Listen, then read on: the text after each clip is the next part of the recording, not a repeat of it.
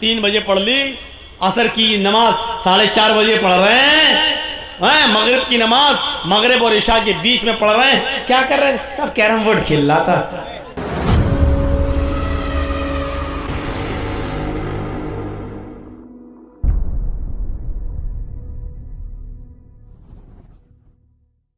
ایک تو وہی جو ہم لوگ پڑھتے ہیں، اللہ اکبر سمع اللہ لمن حمدہ، اللہ اکبر، ایک تو یہ نماز ہو گئی 4 منٹ میں 4 رکعت ہو گئی، نکل گئی۔ ایک ہوتا ہے نماز کے اندر خشوع اور خضوع، آپ کا دماغ مستشک ایک ہی جگہ لگا ہوا ہے، سجدے کی جگہ پر آپ دیکھ رہے ہیں، اور پورا ذہن اور دل اور دماغ صرف ان آیتوں پر اور ان دعاؤں پر لگا رہے ہیں جو آپ کی منہ سے نکل رہا ہے، اس کے معنی اور مطالب کو آپ سمجھ رہے ہیں۔ یہ اللہ اکبر، الحمدللہ رب العالمین، سوچ رہے ہیں اس کا مطلب کیا ہے۔ اور ایک واقعہ بتاؤں، الاصابہ میں احمد ابن حجر العسقلانی نے الاصابہ فی تمیز الصحابہ میں اس واقعے کو نقل کیا ہے کہ امام مالک رحمۃ اللہ علیہ مسجد نبوی کی جس مسجد میں مسجد نبوی میں امامت کرتے تھے، وہاں ایک بہت بڑے محدث جلیل عبد الرحمن ابن مہدی، یہ بصرہ کے بہت بڑے جلیل القدر محدث گزرے ہیں، یہ ایک بار مدینے میں تشریف لائے اور امام مالک رحمۃ اللہ علیہ نماز پڑھانے کے لیے مصلی پہ کھڑے ہو گئے۔ امام مالک نے نماز پڑھانا شروع کر دیا، اللہ اکبر کہہ کے نیت باندھی۔ عبد الرحمن ابن مہدی بہت بڑے محدث تھے، انہوں نے اپنے کاندھے پر ایک چادر تھی، انہوں نے اس چادر کو کاندھے سے ہٹایا اور آگے رکھ لیا، نماز پڑھ رہے تھے آگے رکھ لیا، جیسے ہم لوگ ہوتے ہیں کبھی کبھی چشمہ اتارا ڈبی میں پیک کر کے آگے رکھ دیا، یا کوئی گمچھا امچھا ہوا تو اس کو نکالا اور آگے رکھ دیا اور اللہ اکبر کہہ کے کھڑے ہو گئے، نماز پڑھنے لگے۔ ایسے ہی عبد الرحمن ابن مہدی نے ایک جو چادر تھی ان کے پاس وہ انہوں نے آگے رکھ دی اور نماز پڑھنے لگے۔ جب امام مالک رحمۃ اللہ علیہ نے نماز پڑھا کر سلام پھیرا تو مقتدی ان کو دیکھ رہے ہیں، عبد الرحمن ابن مہدی کو، یہ انہوں نے کیا کیا؟ کون ہے یہ آدمی؟ ہماری مسجد کے حالات سے واقف نہیں ہے، اہل مدینہ سے واقفیت نہیں رکھتا، نماز کی حالت میں اس نے اپنے کاندھے کی چادر کو زمین پر اپنے آگے رکھ دیا اور نظریں اٹھا اٹھا کر امام مالک کو دیکھنے لگے، گویا کہ ان کی آنکھیں شکایت کر رہی تھی کہ اس آدمی کی وجہ سے میری نماز میں ڈسٹرب ہو گیا ہے۔ انہوں نے اپنی چادر نماز پڑھنے میں اپنے آگے ڈال دی اور ہماری نظریں اس چادر پر پڑ گئیں، یعنی ان کی وجہ سے ہماری نماز میں ڈسٹرب ہوا۔ تھوڑی دیر کے بعد امام مالک رحمۃ اللہ علیہ نے حکم دیا کہ اس آدمی کو پکڑو اور قید خانے میں ڈال دو، اس آدمی کو پکڑو اور جیل میں ڈال دو۔ صرف اتنی سی بات پر کہ انہوں نے نماز پڑھی اور یہ چادر اٹھائی اور آگے رکھ دیا، اللہ اکبر، یہ صرف چادر آگے تھی، کہاں ڈال دیا؟ جیل میں۔ شام ہونے سے پہلے امام مالک رحمۃ اللہ علیہ کو پتہ چلتا ہے کہ جس آدمی کو میں نے جیل میں ڈلوایا ہے وہ کوئی معمولی آدمی نہیں ہے، وہ اپنے شہر بصرہ کا بہت بڑا محدث ہے، حدیثوں کا جانکار ہے، قرآن و حدیث کا بہت بڑا عالم ہے۔ امام مالک رحمۃ اللہ علیہ نے قید سے لانے کا حکم دیا کہ اس آدمی کو چھوڑ دیا جائے اور میرے سامنے پیش کیا جائے۔ شام ہونے سے پہلے ان کو قید خانے سے نکالا جاتا ہے اور امام مالک رحمۃ اللہ علیہ کے سامنے ان کو پیش کیا جاتا ہے۔ امام مالک رحمۃ اللہ علیہ ان سے کہتے ہیں، قد احدثت فی مسجدنا شیئا ما نعرفہ، تم نے آج ایک نئی چیز ہماری مسجد کے اندر ایجاد کر دی ہے تم نے ایک نیا طریقہ میری مسجد کے اندر نکال دیا ہے جس کو ہم میں سے کوئی نہیں جانتا. آج تک پورے مدینہ میں کسی نے اپنے نماز پڑھتے ہوئے اپنے آگے کوئی چیز نہیں رکھی, کوئی چیز نہیں رکھی, اور تم نے چادر رکھ دی اپنے سامنے. تم نے نمازیوں کی نظر کو اپنی طرف متوجہ کر لیا, مشغول ہو گئے لوگ تمہاری چادر دیکھنے پر. یہ نماز کے خشوع اور خضوع کے خلاف ہے. آئندہ اس بات کا خیال رکھنا, حدیثوں کے جانکار ہوتے ہوئے, اچھے عالم ہوتے ہوئے بھی تم نے یہ کام کیا, کیا تمہیں معلوم نہیں تھا؟ ڈانٹ دیا ان کو اور باؤنڈیشن ان کے اوپر لگا دی کہ آئندہ اگر ایسا کیا تو اچھا نہیں ہوگا, جیل میں سڑنا پڑے گا تمہیں, قید خانے کے اندر. اب آپ دیکھ لیجئے, ہم نے موبائل نکالا آگے رکھ دیا, ہم نے رومال نکالا آگے رکھ دیا, کوئی چیز ہے ہم نے اپنے آگے رکھ دی اور اللہ اکبر ایسے نماز پڑھنے لگے.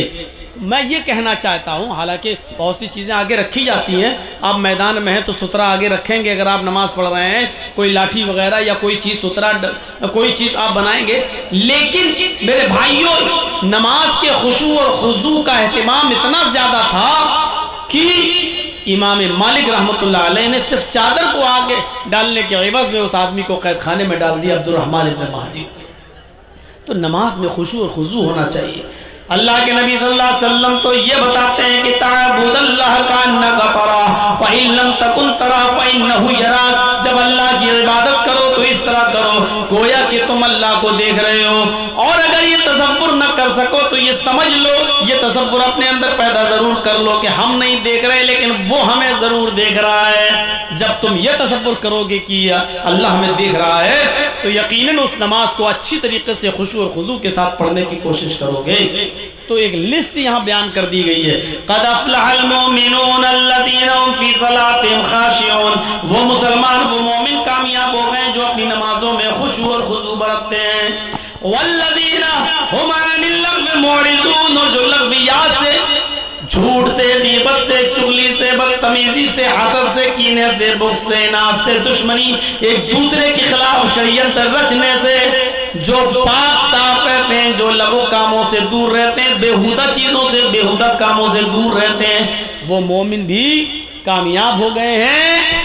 والذین هم للزکاۃ فاعلون, جو اپنے مال کی پوری پوری زکات ادا کرتے ہیں, اپنے مال کی پوری پوری زکات دیتے ہیں, ایک پیسہ بھی اس میں کمی نہیں کرتے ہیں, غریبوں کا حق ادا کرتے ہیں, پوری پوری مال کی زکات دیتے ہیں, یہ مومن بھی کامیاب ہو گئے ہیں.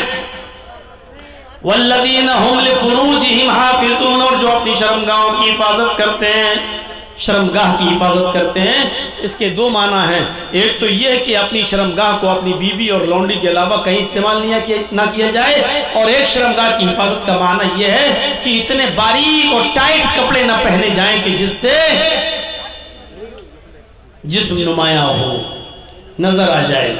والذین هم لفروجہم حافظون الا علی ازواجہم او ما ملکت ایمانہم فإنہم غیر ملومین فمن ابتغى وراء ذلك فاولئک هم العادون.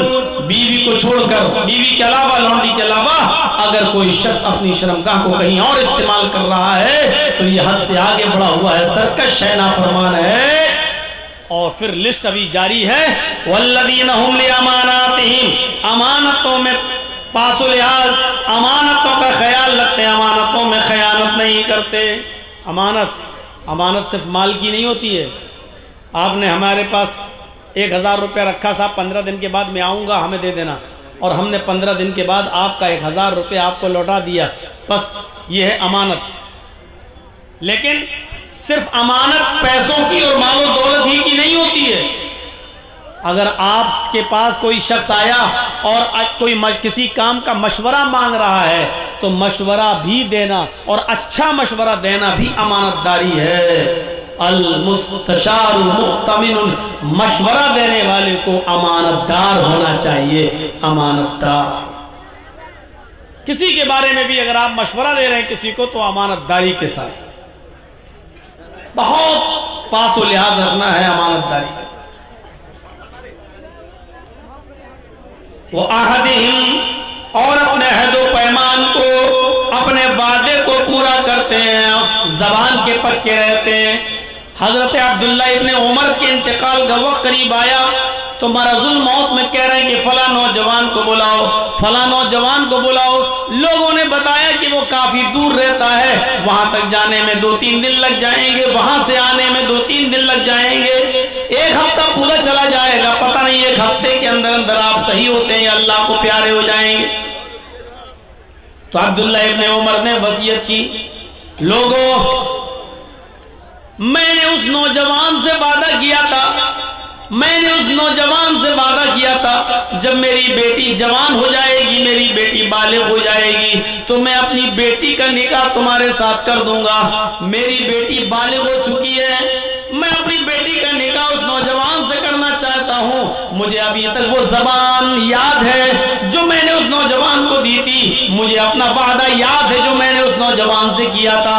اے لوگوں، جاؤ اس کو لے کر آؤ، اگر 4-5-6 دن میں وہ آ جاتا ہے، اگر تم اس کو لائے اور میرے سامنے پیش کر دیا، اگر میری زندگی میں وہ نوجوان آ گیا تو میں اپنی بیٹی کا نکاح اس کے ساتھ خود کروں گا، اور اگر وہ نوجوان میری زندگی میں نہیں آ پایا، اس کو یہاں آنے سے پہلے ہی اگر میرا انتقال ہو جائے تو تم سب گواہ رہنا، میں نے اجازت دے دی ہے، میری بیٹی کا نکاح اس نوجوان کے ساتھ کر دینا، کیونکہ میں نے اس کو زبان دی تھی، میں نے اس سے وعدہ کیا تھا۔ یہاں تو جس لڑکے کے ساتھ رشتہ لگا ہے اس سے بھی اچھا کوئی لڑکا اگر مل گیا تو اتنے عیب لگا کر اس لڑکے کو چھوڑ دیا جائے گا کہ وہ کہے گا بھیا تمہیں نکاح نہ کرنا تھا مت کرتے، کم سے کم الزام تو مت لگاتے اتنا زیادہ میرے اوپر۔ یہ حال ہوتا ہے۔ یاد رکھنا، مومن کی پہچان یہ ہے کہ وہ اپنی زبان پر پکا رہتا ہے۔ والذین هم لأماناتهم وعہدهم راعون۔ لسٹ گنتے جائیے جو نماز کے پابند رہتے ہیں، خشوع خضوع برتتے ہیں، لغویات سے دور رہتے ہیں، زکوٰۃ کی پابندی سے ادائیگی کرتے ہیں، شرمگاہ کی حفاظت کرتے ہیں، امانتوں کا خیال رکھتے ہیں اور وعدے پر قائم رہتے ہیں، عہد و پیمان پر پورا اترتے ہیں۔ اس کے بعد ایک چیز اور، والذین هم علی صلاتهم یحافظون، اور جو اپنی نمازوں کی حفاظت کرتے ہیں۔ یہ لسٹ میں یہ چیز بھی شامل ہے، نمازوں کی حفاظت۔ ایک تو یہ ہوا کہ کوئی میچ آ رہا ہے، چلو دیکھ لیں بعد میں پڑھ لیں گے، ظہر نکل گئی، 3 بجے میچ ختم ہوا، اب پڑھ رہے ہیں ظہر، جان بوجھ کے ٹائم نکالا آپ نے۔ مسند احمد کے اندر انس ابن مالک کا ایک واقعہ نقل کیا گیا ہے۔ عمر ابن عبدالعزیز کے زمانے میں حضرت انس ابن مالک جب عمر ابن عبدالعزیز کا دور آیا تو انس ابن مالک کبھی کبھی ان کے پیچھے نماز پڑھ لیا کرتے تھے اور کبھی پہلے مسجد میں نماز پڑھ کر نکل جایا کرتے تھے اور ان کے پیچھے نماز نہیں پڑھتے تھے، جبکہ امیر کی اطاعت کرنا ضروری ہوتا ہے، لیکن حضرت انس کبھی پہلے نماز پڑھ لیتے تھے اور کبھی ان کے ساتھ پڑھتے تھے۔ لوگوں نے شکایت کی، خلیفہ عمر ابن عبدالعزیز انس پر نظر ڈالو، انس ابن مالک پر، کبھی کبھی وہ آپ کے پیچھے نماز پڑھتے ہیں اور کبھی پہلے پڑھ کے نکل جاتے ہیں، مجھے ڈر لگتا ہے کہیں ایک فتنہ کھڑا نہ کر دیں، جماعت کے اندر انتشار پیدا نہ کر دیں، یہ اختلاف کی ایک دیوار نہ اٹھا دیں۔ عمر ابن عبدالعزیز نے حضرت انس کو بلایا اور حضرت انس کو بلانے کے بعد ان سے پوچھا، کبھی میں تمہیں مسجد میں اپنے پیچھے نماز پڑھتے ہوئے دیکھتا ہوں اور کبھی دیکھتا ہوں کہ تم مجھ سے پہلے بھی نماز پڑھ کے نکل جاتے ہو، کبھی کبھی تم میرے پیچھے نماز نہیں پڑھتے ہو، تمہارے دل میں کیا وہ میں جاننا چاہتا ہوں، آخر پہلے نماز پڑھنے کا کیا مقصد ہے جب نماز ہونا ہی ہوتی ہے، اور مجھے نماز پڑھنا ہے تو میرے پیچھے نہ پڑھ کے تم پہلے نماز پڑھ کے کیوں نکل جاتے ہو؟ تو انس ابن مالک نے جو جواب دیا اس کو غور سے سنیے، مسند احمد کی جلد 6 کے اندر یہ آج تک لکھا ہوا ہے۔ حضرت انس ابن مالک جواب دیتے ہیں، خلیفۃ المومنین، اے خلیفۃ المسلمین، امیر المومنین، آپ نے بالکل سچ فرمایا، کبھی میں آپ کے پیچھے نماز پڑھ لیتا ہوں، کبھی آپ کے نماز پڑھنے سے پہلے میں خود نماز پڑھ کے نکل جاتا ہوں، اور ایسا اس لیے کرتا ہوں اے امیر المومنین، میری آنکھیں، میری نگاہیں جناب محمد رسول اللہ کے نماز کے اوقات کو پہچانتی ہیں، میری آنکھوں نے محمد رسول اللہ کے نماز کے ٹائم ٹیبل کو جانتی ہیں، میری آنکھیں پہچانتی ہیں کہ آپ ظہر کب پڑھتے تھے، عصر کب پڑھتے تھے، مغرب کب پڑھتے تھے، عشاء کب پڑھتے تھے، فجر کب پڑھتے تھے۔ میری آنکھیں جناب محمد رسول اللہ کی ظہر، عصر، مغرب، عشاء، فجر ان نمازوں کے اوقات کو پہچانتی ہیں۔ جب آپ ظہر اور عصر، مغرب اور عشاء یا فجر اس وقت پڑھتے ہیں جب جناب محمد رسول اللہ پڑھا کرتے تھے، تو یقیناً میں آپ کے پیچھے نماز پڑھتا ہوں، اس وقت میں آپ کے پیچھے نماز پڑھتا ہوں۔ لیکن جب آپ نماز کے اول وقت کو چھوڑ دیتے ہیں اور ظہر عصر میں دیر سے آتے ہیں، جب دیر سے نماز پڑھاتے ہیں، تو میں اول وقت میں جو ٹائم جناب محمد رسول اللہ کا تھا، میں اس وقت میں ظہر عصر مغرب عشاء نماز پڑھ کر میں نکل جاتا ہوں، پھر میں آپ کے پیچھے نماز نہیں پڑھتا، اس لیے کہ میری آنکھیں جناب محمد رسول اللہ کے نماز کے اوقات کو، ٹائم ٹیبل کو پہچانتی ہیں۔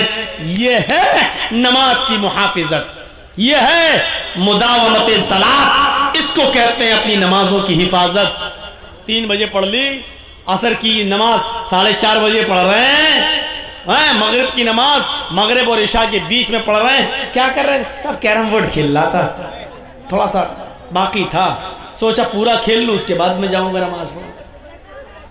سامنے مت کھڑے ہوئیے ڈش والذین هم لاماناتهم وعهدهم راعون والذین هم علی صلاتهم یحافظون۔ ایک لسٹ بتانے کے بعد پھر کیا کہہ رہا اللہ؟ اولئک هم الوارثون الذین یرثون الفردوس هم فیہا خالدون۔ یہی وہ لوگ ہیں جو وارث ہیں، اولئک هم الوارثون، یہی لوگ مالک ہیں، یہی لوگ وارث ہیں۔ کس کے وارث ہیں؟ الذین یرثون الفردوس، جنت الفردوس کے وارث ہیں، یعنی یہ کام کرنے والے کہاں جائیں گے؟ جنت الفردوس میں، ہم فیہا خالدون، پھر وہاں سے کبھی نہیں نکالے جائیں گے، ہمیشہ جنت کے اندر رہیں گے۔ یہ ہے وہ راستے جس راستوں پر چلنے کے لیے ہمیں اس دنیا میں بھیجا گیا ہے۔ ان راستوں پہ چلیے اور اس مقام کو پا جائیے جس مقام سے آپ کے باپ آدم کو اور آپ کی ماں حوا کو نکالا گیا ہے۔